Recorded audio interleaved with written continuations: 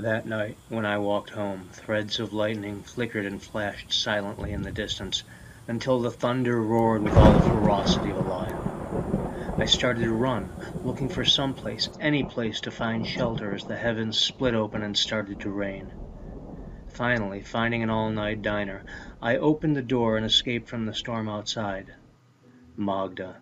This was the first time I saw her, and, sitting at the counter that night, I hid my face behind the menu. Slowly I lowered it each time she turned away, following her with my eyes as she moved back and forth, taking orders and clearing plates, only to raise the menu when she turned again. I was so preoccupied with her that when she stood before me and introduced herself, pad and pencil in hand, staring at me with eyes that were as dark and mysterious as the entrance to a cave, I had no idea what to order. Her smile was like my mother's, and radiated lines of happiness from her eyes and the corners of her mouth.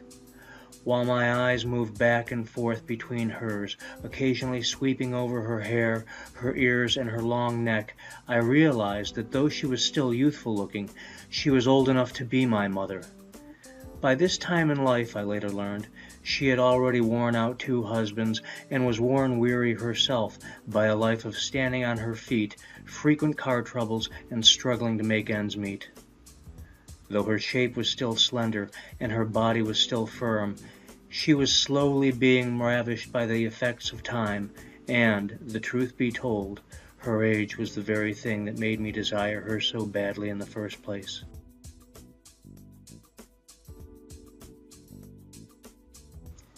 Each morning, the only thing I looked forward to was the setting of the sun, for, like she was some divine creature, only then would I see Magda.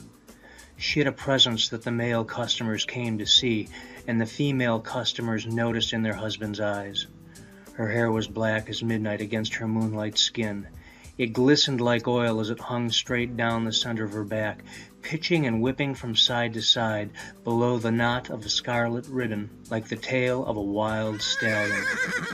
The thought of her crimson smile haunted me during the daylight hours, and while my teachers droned on and on, I could think of nothing else. Magda. For her, no conventional name like Jill or Jane would do. She was unlike any girl or woman I ever met, and had an aura of smoldering sexuality about her, like the glowing coals of a fire just before they burst into flame. Each night, before I strutted through the door of the diner, hoping to draw her attention, I stopped beneath the streetlight to check my complexion in the reflection of the window next door. But each time she approached to take my order, all my bravado evaporated, and I was paralyzed with fear.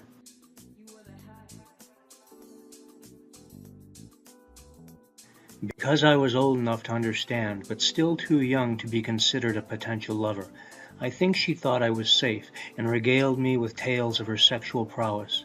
Her exploits, she said, were the stuff legends were made of.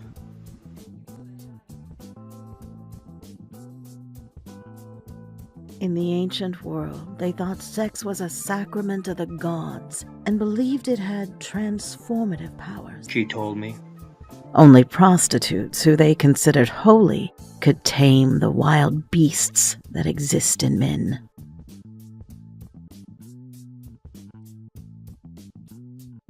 Each time she said something like this, she filled my contracting heart with terror, and her lips curled with a cruel little grin.